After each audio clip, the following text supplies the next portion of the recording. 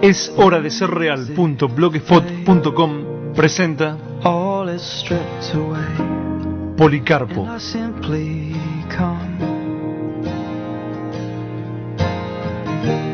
Nacido en el año 70 después de Cristo de una familia cristiana, fue uno de los más respetados entre aquellos obispos de la iglesia primitiva, a quienes se le da el nombre de padres apostólicos o padres de la iglesia, por haber conocido a los primeros apóstoles y haber sido discípulo del apóstol Juan, por lo que tuvo por eso el privilegio de oír en boca de testigos presenciales las descripciones de la vida de Jesús.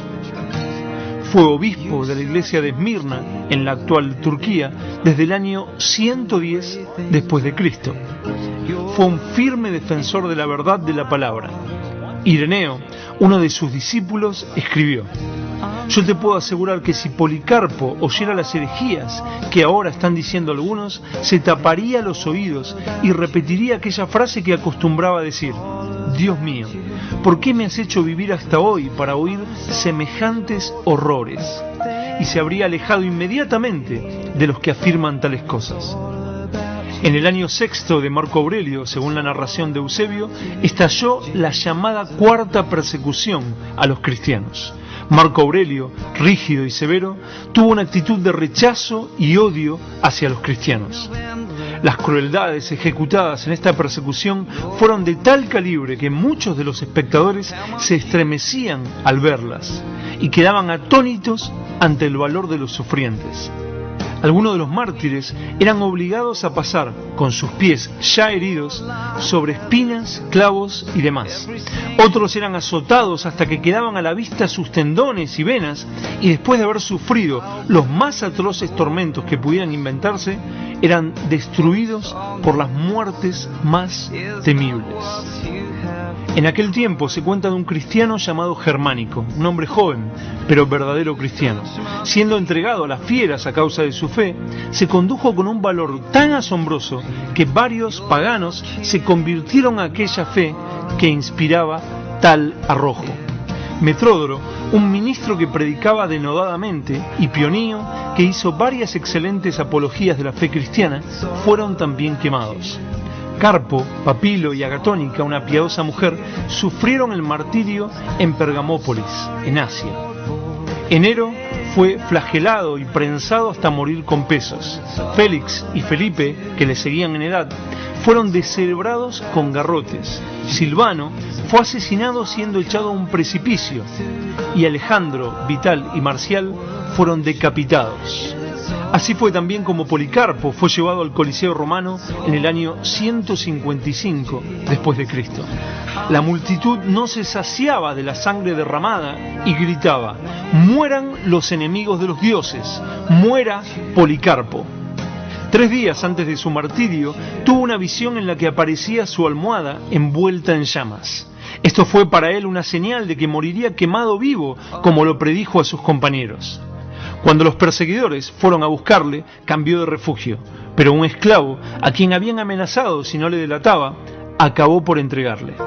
Herodes y el padre de este, Nicetas, trataron de persuadirle de que no exagerase su cristianismo. ¿Qué mal hay, le decían, en decir Señor al César o en ofrecer un poco de incienso para escapar a la muerte? Hay que notar que la palabra Señor implicaba en aquellas circunstancias el reconocimiento de la divinidad del César. El obispo permaneció callado al principio, pero como sus interlocutores le instaran a hablar, respondió firmemente: estoy decidido a no hacer lo que ustedes me aconsejan. Al oír esto, Herodes y Nicetas le arrojaron del carruaje donde se encontraba hablando con ellos, con tal violencia que se fracturó una pierna. Luego el procónsul, Decidio Quadrato, le exhortó a tener compasión de su avanzada edad, a jurar por el César y a gritar: ¡mueran los enemigos de los dioses!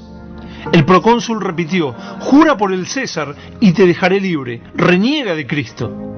A lo que Policarpo respondió: durante 86 años he servido a Cristo y nunca me ha hecho ningún mal. ¿Cómo quieres que reniegue de mi Dios y Salvador? Si lo que deseas es que jure por el César, he aquí mi respuesta: soy cristiano.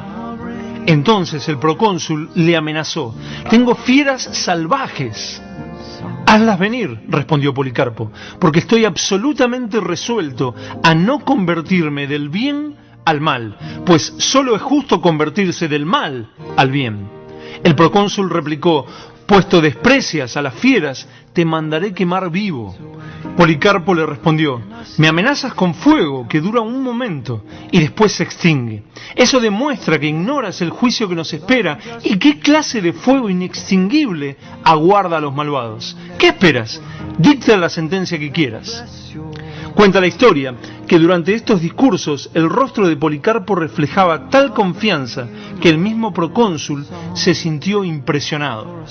Sin embargo, ordenó que un heraldo gritara 3 veces desde el centro del estadio: Policarpo se ha confesado cristiano.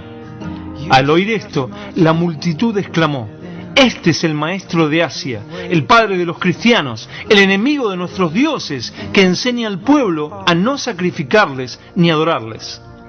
Como la multitud pedía al procónsul que condenara a Policarpo a los leones, aquel respondió que no podía hacerlo, porque los juegos habían ya sido clausurados. Entonces gentiles y judíos pidieron que Policarpo fuera quemado vivo.